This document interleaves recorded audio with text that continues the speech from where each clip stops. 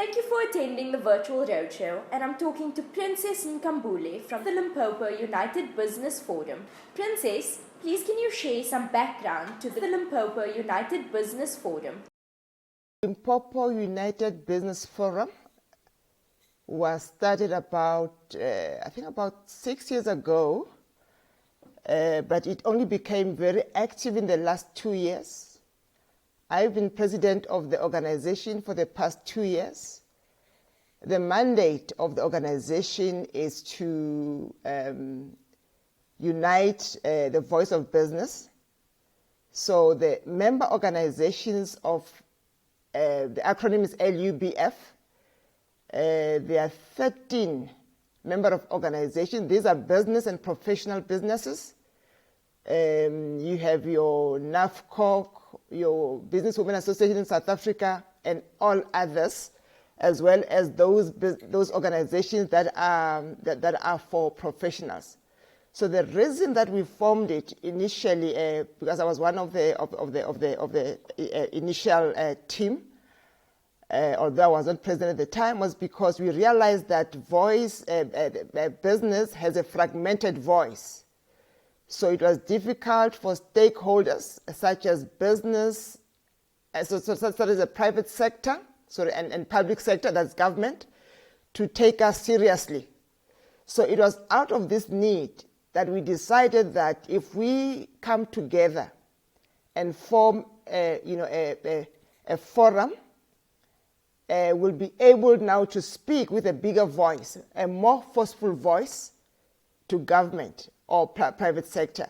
Because what would happen in the past is that various organizations will go to government at different times with different mandates, and government or even the private sector I think was a bit confused as to why are we listening to everyone else. So I think now we've proven it that we are now taken seriously, and we've put together various programs in terms of seminars, in terms of workshops, and we've held meetings with important stakeholders. And this has become more critical and more crucial during COVID, because as you are aware that all businesses, suffered.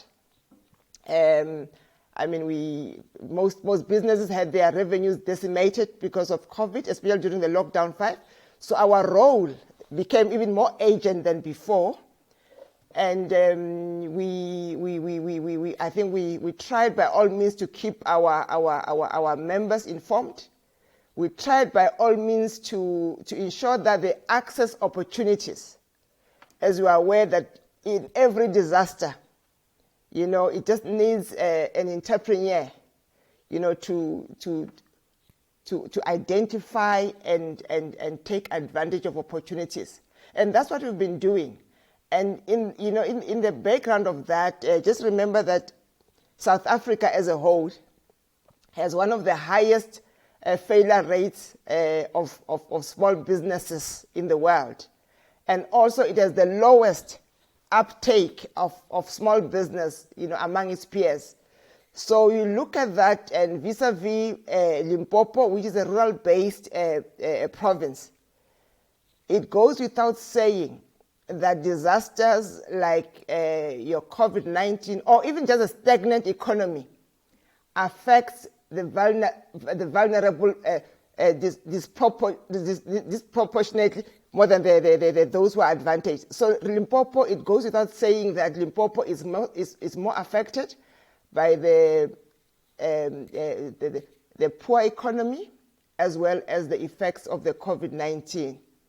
And again, it's also a well-known fact that Limpopo is the second poorest province in the country.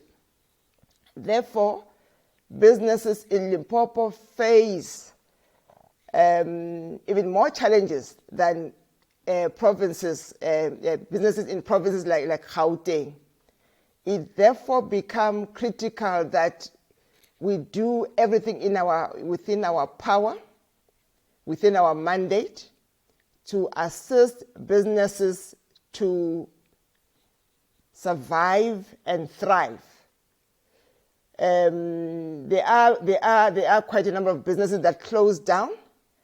but we've tried our level best to keep those which are still functioning, to assist them not to close down, even those which have closed down, because what some businesses did not maybe expect or were aware is that times like this calls for a change of mindset.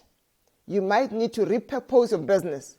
You might need to incorporate more technology into your business. So those are the type of opportunities and lessons that we've been sharing with small businesses, that it cannot be business as usual. You'll have to look at where the world is going, understand that the world is now, we are going into the fourth industrial revolution, which means that your business will either have to adapt and be agile enough to ensure that it does not suffer the consequences of the low economy and the COVID-19 effects. So I think in essence, Simon, that's our mandate. Those are the objectives, and in doing that, that's what we've been doing. Whether it be meetings with the various ministers, we've met various ministers. As you're aware that in the country, ever since the COVID-19, I think the government has come up with all sorts of programs, projects, opportunities to try and assist our small businesses. So what we've been doing is that every time that there's a new program, we make sure that we either invite either the official or the minister to come and assist our businesses by sharing information. And we don't stop there as an LUBF. We've got a unit which we call the Monitoring and Evaluation Unit. So for every opportunity that gets presented, we encourage our members to let us know if they've applied, so that we can be able to monitor. Because what you don't want to do as an organization is to have talk shows. Because we are aware that our small businesses have budget constraints in terms of data. They've got time constraints because now they're working harder for less money. So we have to ensure that every engagement that you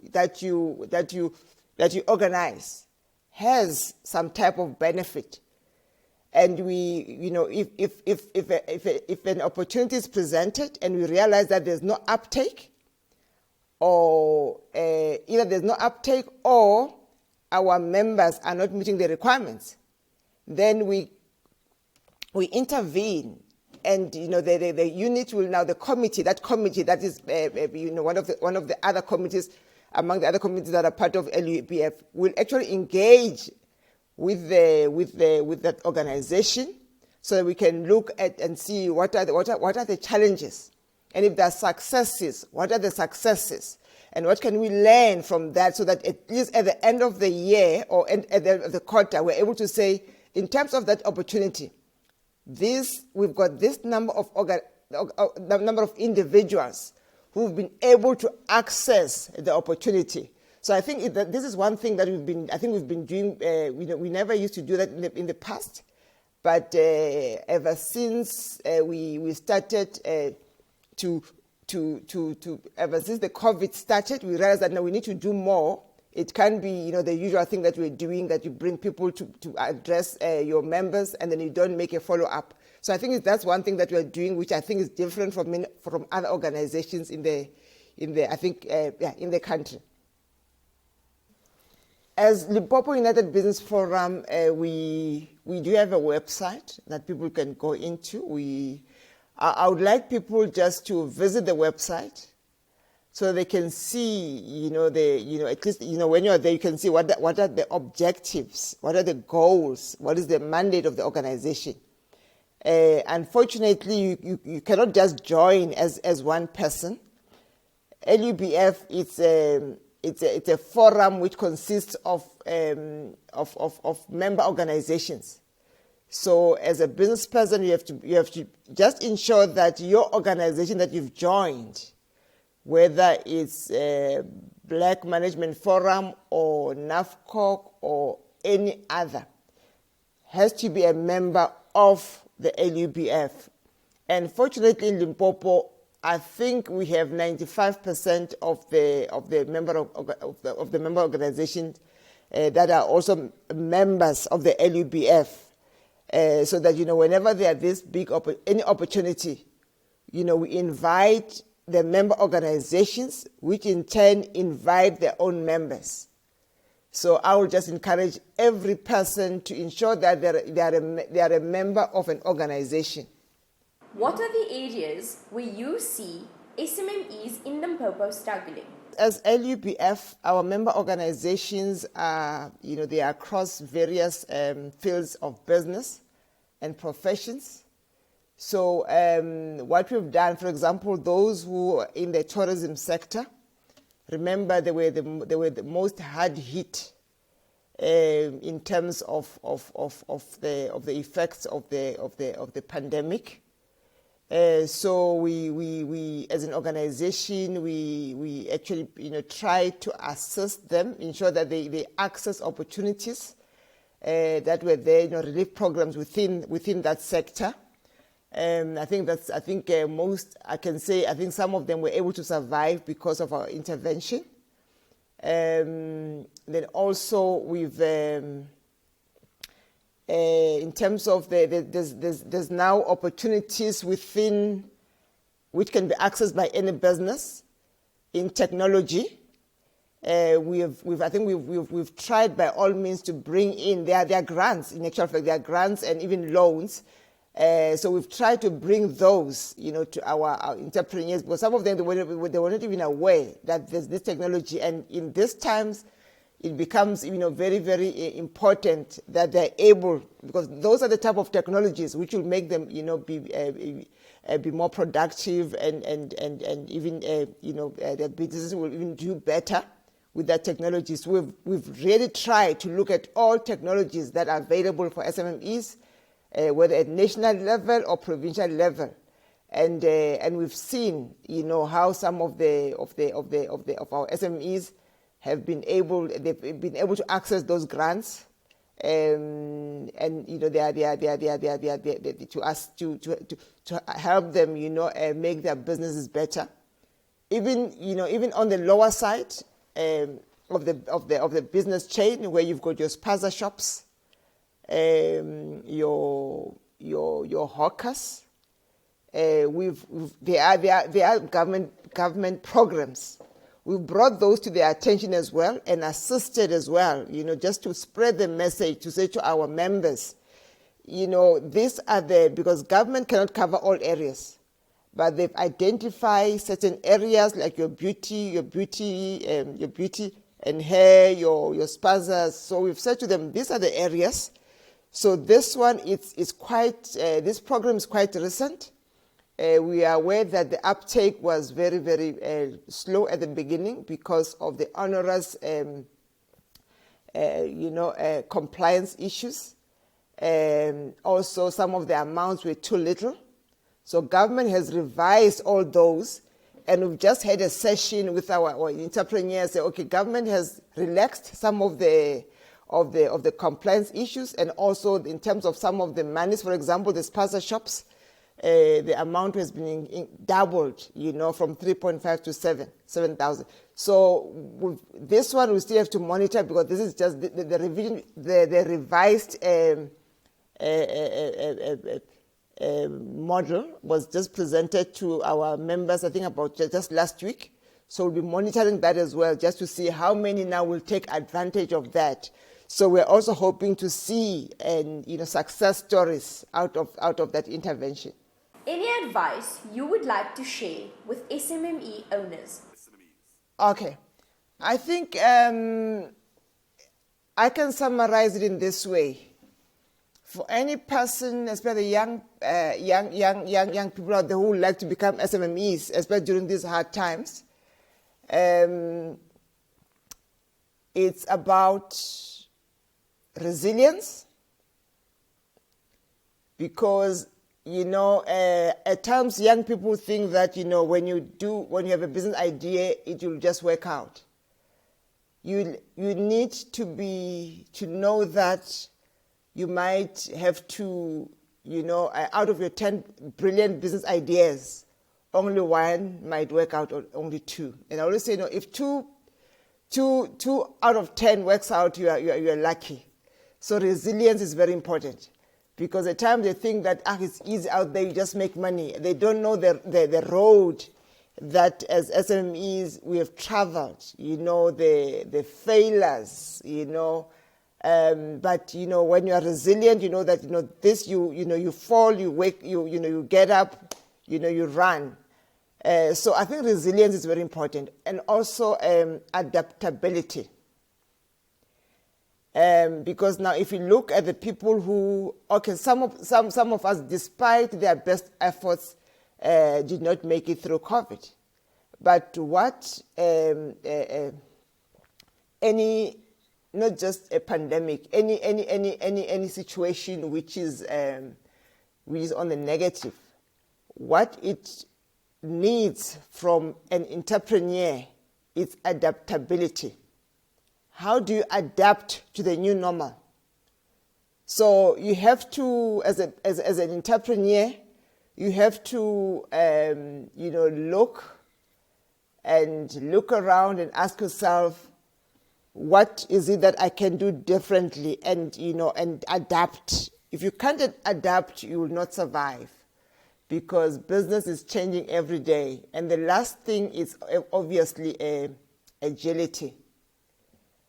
If you're going to stick with one idea and you fail, and then you wait for a year until you come up with another idea, you will never survive in business. Agility is important. You have to set your goals. You know that these are my goals. This is what I want to do this year, or this is in the short term, medium term, long term. If it doesn't work, then you start again. So you have to be agile. You can't afford, to lose time, without doing much. Otherwise, you get overtaken by events, and you'll just die a natural death. So I think for me, those are the three critical,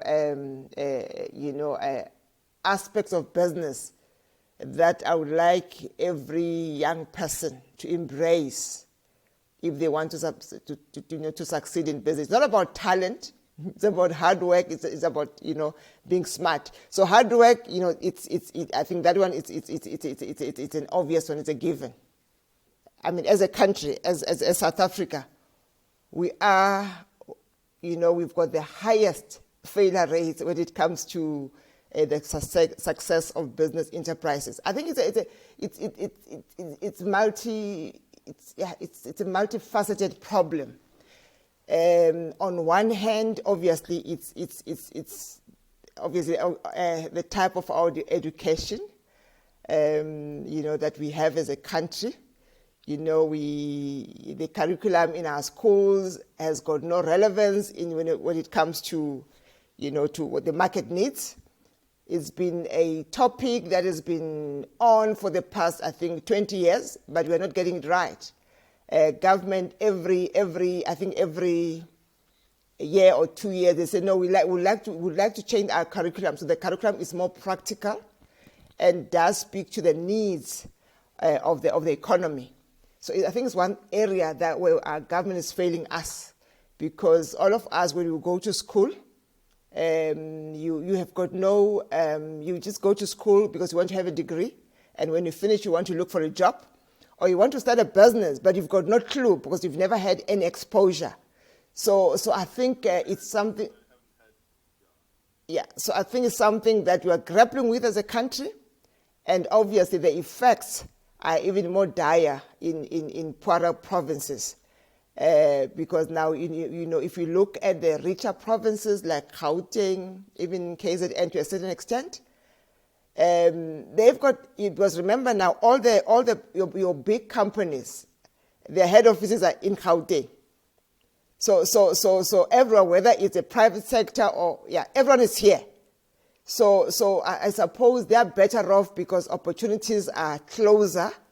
So it's important that poorer provinces, the government and private sector try harder to ensure that small businesses, first to ensure that our youth do not they have a choice. They should have a choice. They should not all want to be employees, because we do not have enough jobs out there. Government structure, it's bloated. Government wants to shed jobs. The fiscals cannot afford to pay a bloated structure like the current one that we have. So it's imperative that the youth from a young age is encouraged to create jobs, to be an employer and create jobs, and even create relevant jobs now, because the things are changing so fast. We have to catch up with everything that's happening in the world. So it is important that we find a way of harnessing the talent that is there, identifying and harnessing the talent that is there in our youth, so that when they finish school, they are able to create employment. But that's what we need as employment. Without employment, there's no way that we can grow the economy. So we need that more than any other province. SMMEs in Limpopo even struggle with the basic of basics. The basics, which is access to information. Before I even talk about access to finance, just access to information, because most of the time you find that there's a lot that is going around. There are programs which are designed to assist them, but they do not have the information. So that's why we start as Limpopo United Business Forum. We make sure that our SMMEs, because without information you do not know what you're missing. So we try by all means to ensure that we bring the relevant information to our SMMEs. And there are other areas as well. I mean, your skills development, your training. Other SMEs lack training in critical business areas, such as your IoT, your financial management. So, because you cannot run a business if you do not understand how to manage your money. You cannot run a business if you don't understand the technology that you need to make your business more productive. We also have to assist the SMEs. We have to improve their capabilities in key areas of business. The other areas are obviously your markets, access to markets. At times when you are producing something in Limpopo, where's your market? Your market could be, it's either in Limpopo or your closest province will be Gauteng and Mpumalanga. But then you find that you are not as central as somebody who is in Gauteng, because when you're in Gauteng, it's easy to access all the markets. You can access any province. So we realize as well that at times our clients, their market is limited because of the distances from Limpopo, say, to Eastern Cape, from Limpopo, say, to KZN. So that's also a barrier of sorts. The other barrier, obviously, it's access to finance, where at times you find that you've got this young talent with a with a bankable and viable business idea. And what we have, the one thing that we are working on is government is there. Government is there. It's got the various funding instruments, but the problem becomes when even when some of our members meet the criteria, but government moves too slow. You find an entrepreneur with an off-take agreement, a 60 days off-take agreement, and you find that they meet all the requirements, but government will take 3 months or even 4 months just to come back and say, look, either we are happy with the proposal or not. So that's also a problem when we're in Limpopo, because you are dealing with, in terms of say if you take government, even the banks, you are dealing with provincial structures which are quite helpful most of the time, but at times you find that you don't have the best person in the province to understand your business concept. That's one thing, but also even when they understand your business concept, the turnaround times are too long. So that's one thing that we are fighting with government, that if you want to help somebody, let's agree and let's stick to your time frame that you set for yourself. Well, they do set time they set time frame for themselves, but they say, okay, we'll respond to you in 45 days. But the reality is they'll respond to you in 120 days. So those are some of the issues that you realize that, it might not be Limpopo alone, but those are the type of problems that we experience in Limpopo, and I suppose maybe some other provinces as well, where government just takes too long to assist.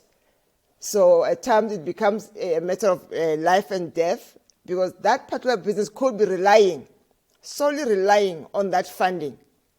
And when they are denied that because of the long turnaround times, I think it's unfair to the entrepreneur. So those are the type of things that we are really busy with, and we have said to government, if we do not assist our SMMEs in terms of your turnaround time, we are prepared to take it, to the minister or even the president. I think, what is unique about Limpopo, because I think I was born and bred there. I think we, as Limpopo, we work hard. We work hard. If we try and grab any opportunity. I always say to people in Joburg that if you look at the vehicles that go down to Limpopo on a typical Friday, you can see that it looks like 50% of people who are working in Gauteng come from Limpopo.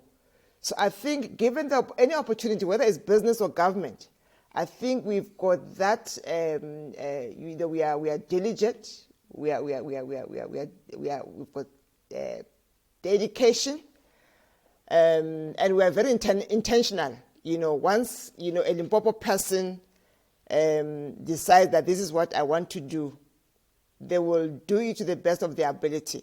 So I think that's one thing that if you go to any province, if they say, okay, there's construction in Eastern Cape, if you go there, if there's a briefing session there, you'll find that half the people who are there are from Limpopo. Not the obviously Gauteng, but not the other provinces. So I think Limpopo, we just need to be given a chance. We are hardworking, and I think we have foresight. We are able to take advantage of opportunities as they come along. And we also take advantage of those things that come from Limpopo. Your indigenous type of product like moringa, marula.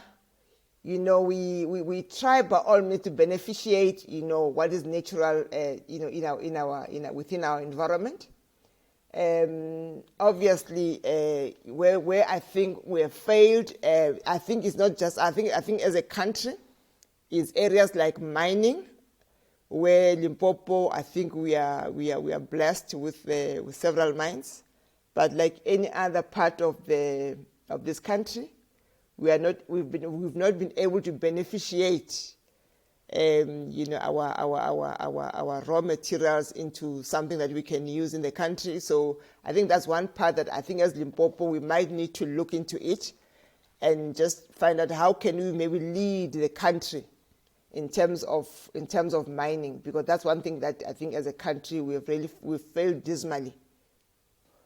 So that's what has been my experience over the years, that wherever you go, Limpopo people, you know, they will travel the breadth and length of this country to wherever the opportunity is. That was Princess Nkambule from the Limpopo United Business Forum.